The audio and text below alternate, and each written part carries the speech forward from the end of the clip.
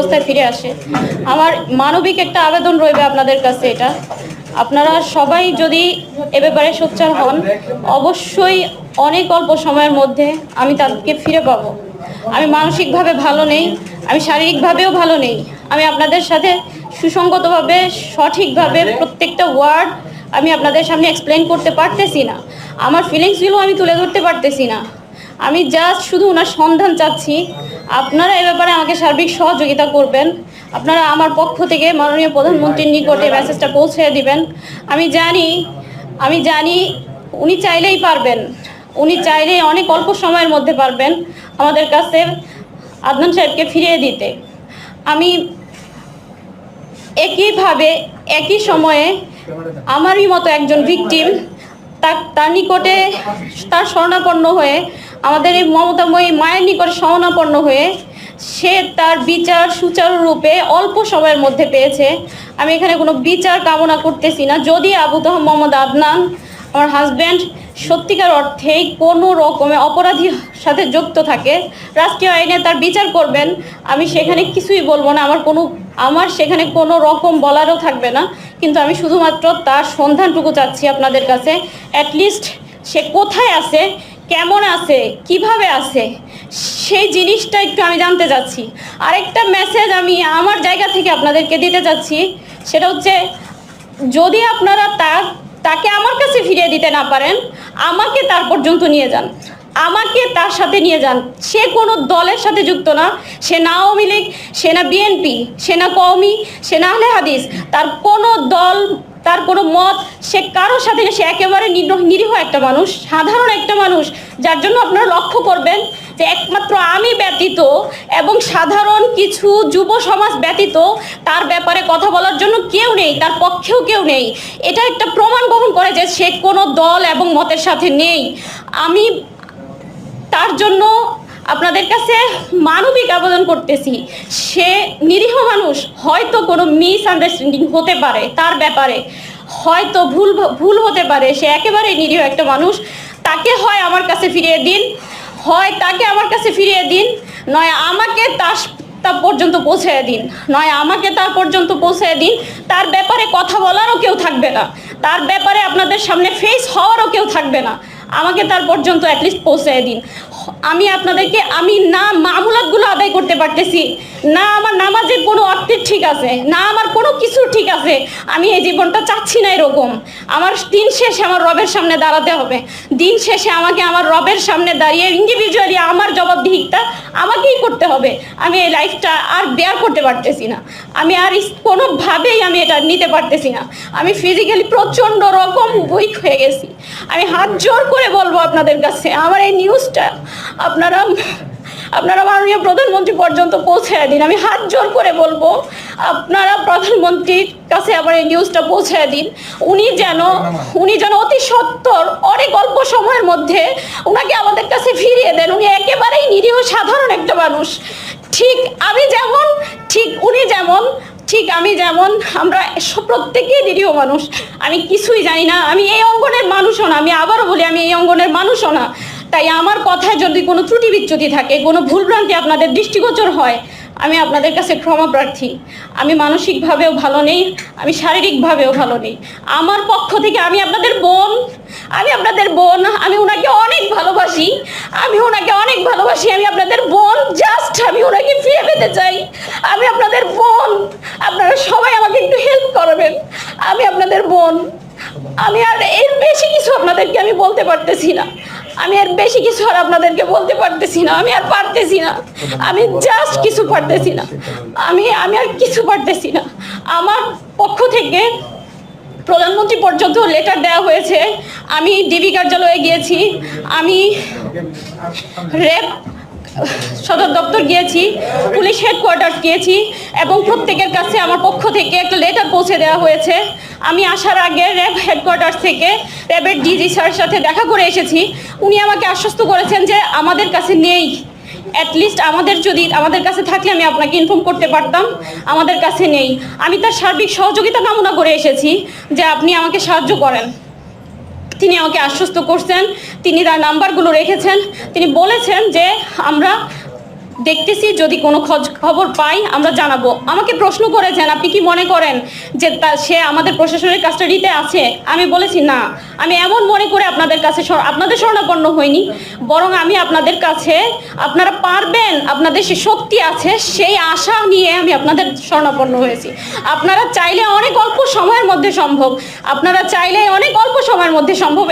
এমন একটা নিরীহ মানুষের উপরে কি জন্য এ ধরনের একটা অবিচার হবে? উনি তো একেবারেই সাধারণ মানুষ, উনি একেবারেই সাধারণ মানুষ। হয়তো কোনো ভুল বোঝাবুঝি হতে পারে, ওনাকে ফিরিয়ে দিন, আল্লাহর ওয়াস্তে ওনাকে ফিরিয়ে দিন। আমাকে একটা সাউন্ড লাইফ লিড করার মতো একটা পরিস্থিতি তৈরি করে দিন, আমি কিছুই করতে পারতেছি না। আল্লাহর ওয়াস্তে ওনাকে ফিরিয়ে দিন। আপনারা চাইলে অনেক কিছু অনেক সহজভাবেই সম্ভব। আমি আপনাদের কাছে আবারও ক্ষমা প্রার্থী যদি আমার কথার মধ্যে কোনো ভুল বিচ্যুতি আপনাদের দৃষ্টিগোচর হয়ে থাকে। আমি আমার কথা শেষ করতেছি, এই মেসেজটুকুই আমার পক্ষ থেকে আপনারা পৌঁছায় দিবেন। আমি কথা শেষ করার আগে আপনাদেরকে আবারও ধন্যবাদ জানাচ্ছি।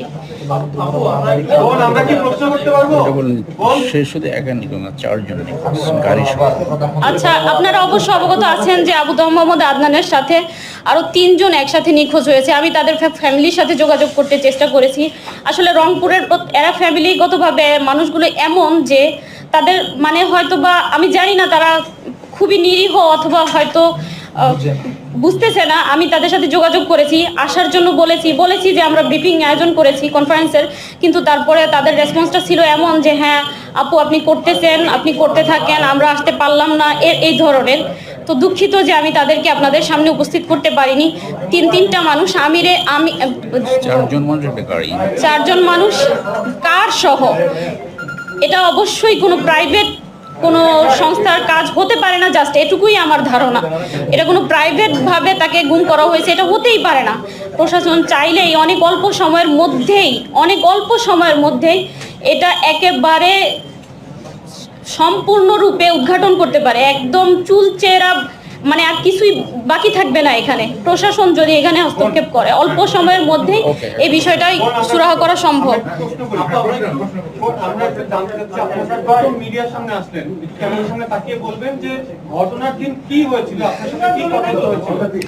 ঘটনার দিন আমি ইন ডিটেলস বলতেছি। ঘটনার দিন উনি আসতেছে যখন 3টা থেকে 3:30,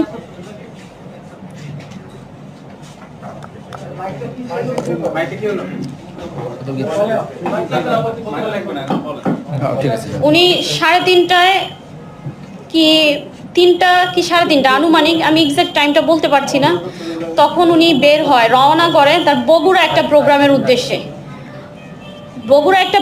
উদ্দেশ্যে রওনা করে। সাথে ফিরোজ ভাই এবং মুহিত ভাই নামে 2 ব্যক্তি তার সাথে ছিল সফরসঙ্গী হিসেবে।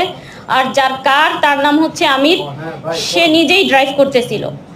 এই 4 জন বগুড়ার প্রোগ্রামের উদ্দেশ্যে রওনা করে। উদ্দেশ্য ছিল প্রোগ্রাম শেষ করে ঢাকা ফিরবে, ঢাকা আমার কাছে উনি আসবেন। কিন্তু 4টার দিকেই, আমি টাইম এক্স্যাক্টলি আপনাদের বলতে পারবো যদি ফোনটা চেক করি, 4টা কি তার কিছু পরেই উনি আমাকে কল করে বলতেছে, আমি আর কি তাকে কল করে আস্ক করতে চেয়েছি যে কি খাবা, কি রান্না করব আর কি। সেজন্য উনি খুবই ফেড আপ হয়, খুব রেগে যায় আমার উপরে, যে কিভাবে আছি, কেমন আছি, এই প্রশ্নটা না করে কিভাবে কি খাবো এই প্রশ্ন করতেছো। তখন সে বলতেছে যে আমার পেছনে 2টা বাইক আমাকে ফলো করতেছে, আমার মনে হচ্ছে যে আমাকে 2টা বাইক ফলো করতেছে। তখন আমাকে বলল জাস্ট আমার জন্য দোয়া করো, আমি যেন নিরাপদে বাসে পৌঁছতে পারি। তখন আমি ওনার মানে উনি খুব রেগে যাওয়ার কারণে আমি আর কোনো প্রশ্ন করিনি, আমি রেখে দিলাম। দেন কিছুক্ষণ পরে উনি নিজেই আমাকে আবার কল করে বলছে যে ঠিক আছে রান্না করো, আমরা 4 জন আসতেছি। হ্যাঁ আলহামদুলিল্লাহ, এখন আর বাইকগুলো দেখা যাচ্ছে না। কিছুক্ষণ বলতে তাও প্রায় 20 থেকে 25 কি আধা ঘন্টা পরে আর কি কল মানে আমাকে আবার বলতেছে যে এখন আর ওই বাইকগুলো দেখা যাচ্ছে না। তারপর এ পর্যন্ত এর মাঝখানে পথিমধ্যে ওনার সাথে আমার অসংখ্যবার কথা হয়, কতটুকু এলা কি আর কতটুকু এলা আস্ক করলেই এটা উনি সবসময় ওনার একটা অভ্যাস, উনি আমাকে একটা ম্যাপ স্ক্রিনশট দিয়ে পাঠিয়ে দেয় হোয়াটসঅ্যাপে। তো ওই দিনও অনেকগুলো ম্যাপ শেয়ার করছে যখন যেখানে ছিল। লাস্ট আমি যখন ওনাকে কল করি 2টার দিকে, মেবি উনি কারে ঘুমিয়ে পড়েছে, এজন্য আমার কলগুলো রিসিভ করতে পারেনি। লাস্ট কলগুলো শুধু হয়তো ঘুম ভাঙছে পরে উনি আমাকে একটা ম্যাপ শেয়ার করে, সেই ম্যাপটা শেয়ারের লাস্ট টাইমটা ছিল 2:37। তো আমারও চোখ লেগে গিয়েছিল, আমি হুট করে যেই দেখলাম যে ম্যাপটা 2:37-এ শেয়ার করা, তার মানে তো চলে আসার কথা।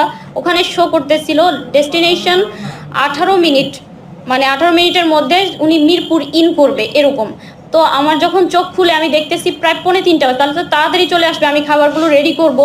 আমি হুড়মুড়িয়ে উঠি, উঠার পরে আমি ওয়েট করতেছি, হতে পারে কোনো কারণে লেট হইতে পারে। আমি 3:30 প্রায় 4টা অবধি ওয়েট করে আবারও কল করি, 3টার দিকে কল করি ওনার ফোনে, 3টা কি তার একটু পরে, তখন থেকে ফোনটা সুইচ অফ পাই। তারপরেও আমি কিছু মনে করি হতে পারে তার ফোনে চার্জ নেই। তারপর আবার আরও কিছুক্ষণ পরে আমি আমিরের নাম্বারে, যার কার ড্রাইভ যে করতেছিল, তাকে কল করার পর তার ফোনও সুইচ অফ পাই। তখনই আমার কাছে একটু সন্দেহ হয়। তারপর থেকে আমি লাগাতার ট্রাই করতে থাকি, আর একটু ওয়েট করি, এভাবে 5টা বেজে যায়। 5টার পরে আমি যাদেরকে চিনি বা ওনার সাথে যারা মোটামুটি চলাফেরা করে, এদেরকে আমি নক করা শুরু করি। আর ফ্রাইডে ওনার একটা প্রোগ্রাম খুতবা ছিল, সাবার একটা খুতবা ছিল, সেই খুতবায় উনি অ্যাটেন্ড করলো কি না, আমি প্রায় 6টার অবধি তাকে অনেককে কল করার পরে আমি 6টার পরে ওখানেও কল করি যে ওখানে চলে গেল কি না কোনো কারণে। তারাও বললো যে না, এখানে আসেনি। এই ছিল ঘটনা। তারপরে আমি দারুসালাম থানায় উদ্দেশ্যে রওনা হয়ে যাই, কারণ আমি যে দেখেছি ওখানে গাবতলী শো করতেছিল, সেজন্য।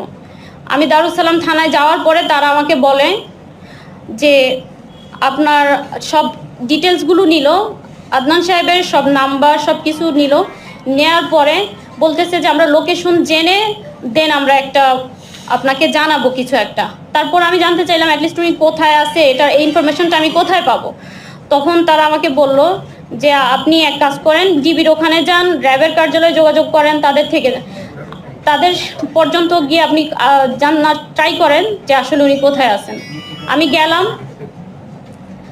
পরের দিন দারুসালাম থানায় আমার সারাদিন লোক বসেছিল, একেবারে রাত অবধি। তারপর তারা বলতেছে যে না, এখানে লোকেশনটা এখানের না, তাই তারা এখানে জিডি নিতে পারবে না। যদি জিডি করতেও হয় তবুও যেন পল্লবী গিয়ে করি। তো পল্লবী যাওয়ার পরে তারাও বিষয়টা আমলে নেয়নি, একই কাহিনী করলো যে আমি লোকেশন দেখবো, দেন আমরা জানাবো। সেম আমি ওভাবে বসে থেকে চলে আসি। তারপর আবার লাস্ট আমি কিবার, আমার কাছে দিন রাত সব সমান, ডেট তারিখ সব সমান, তাই আমি এখনও বলতে পারবো না আজকে কত তারিখ কিংবা আজকে কী বার। তো আমি তারপর পল্লবী থানায় মেবি গতকালের আগের দিন রাতে আমি গিয়ে ওনার একটা পার্সোনাল নাম্বার আছে, এটা শেয়ার করি যে স্যার আমার একটা ভুল হয়ে গেছে, পাবলিকটা দিয়েছিলাম, পার্সোনালটার কথা আমি ভুলে গিয়েছিলাম। এই পার্সোনালটা দেওয়ার পর ওইটা থেকে তারা বললো, ওইটা দেখে ওইটার লোকেশনের কথা বলেনি, তাৎক্ষণিকই ততদিনে হয়তো মিডিয়ায় বিষয়টা চলে আসছে গত পরশু রাতে, তাৎক্ষণিক তারা একটা অভিযোগ নেয়। এরই মধ্যে রংপুর কোতোয়ালি থানায় ওনার মায়ের পক্ষ থেকে একটা জিডি নেয়, সেই জিডির নাম্বার দিয়েই একটা অভিযোগ গ্রহণ করে পল্লবী থানায়। আর আমি তো আমার চেষ্টা অব্যাহত রেখেছি। এরই মাঝে আমি প্রধানমন্ত্রী কার্যালয়ে 2বার গিয়েছি, ওখানে লেটার দিয়েছি। ডিবি কার্যালয়ে তো আমি অনেক ট্রাই করেছি, আমাকে তো কোনোভাবে অ্যাক্সেসই দেয়নি। আর আমি তো জানিও না সবচেয়ে বড় কথা কোন বইতে যেতে হবে, কিভাবে কি করতে হবে, কারণ আমি তো এই অঙ্গনের মানুষই না। আজকে বাধ্য হয়ে শুধুমাত্র উনার জীবনটার কথা ভেবে, উনার জন্য আমার যন্ত্রণার জায়গা থেকে, আমার আর্তনাদের জায়গা থেকে আপনাদের সামনে ফেস হতে হয়েছে। আমি কখনোই ফেস হতে চাইনি। আপু, উনি বগুড়া একটা প্রোগ্রামের কথা বলে বাসা থেকে বের হয়েছিলেন, উনি কি বগুড়ায় গিয়েছিলেন নাকি সরাসরি ঢাকায় এসেছিলেন? না, প্রোগ্রামের কথা, বগুড়ার প্রোগ্রামটা হয়নি। ওই মেবি আমার সাথে তো তার ডিটেলস আর কথা হওয়ার সুযোগ ছিল না। আমি ভাবছিলাম বাসায় এলে দেন আমিও তাকে আস্ক করবো যে আসলে কি কারণ ছিল, কি হয়েছিল পথিমধ্যে, কারণ সে খুব রেগে গিয়েছিল আমার উপরে। সেজন্য আমি আর তাকে ওখানে কিছু জিজ্ঞেস করিনি, শুধু এতটুকুই জানতে পেরেছি যে ওই দিন আর প্রোগ্রামটা উনি অ্যাটেন্ড করেনি। আচ্ছা বোন, আপনি কিন্তু আপনার বক্তব্যে বলেছেন যে উনি কোনো রাজনৈতিক দলের আশ্রয় প্রশ্রয় কখনো ছিল না এবং কোনো বক্তব্য কখনো কোথাও দেয়নি, কিন্তু আপনার ভাষ্য অনুযায়ী তার সাথে যখন আপনার কথা হয়েছে তখন তিনি এক পর্যায়ে বলেছেন যে দুটি গাইড তার গাড়ি ফলো করেছে। এই ধরনের কথা বা পূর্ব মানে এর আগে আপনাকে কখনো বলেছেন? নেভার, না, এই ধরনের কোনো সিচুয়েশনের সম্মুখীন আমি কখনোই হইনি, কখনো উনি বলেও নি, কখনো উনি বলেন। তবে উনি এমনিতে যখন এগুলো নিয়ে কথাবার্তা বলতো, মসজিদে খুতবা বা লেকচারে যেত, মাঝে মাঝে বিচ্ছিন্ন কিছু ঝামেলার সম্মুখীন উনি হতো, সেজন্য হয়তো উনি এই যে বিষয়গুলো দেখা যায় ওনার লেকচারে উনি তুলে ধরেছে যে ইসলামের কথাগুলো বললে বা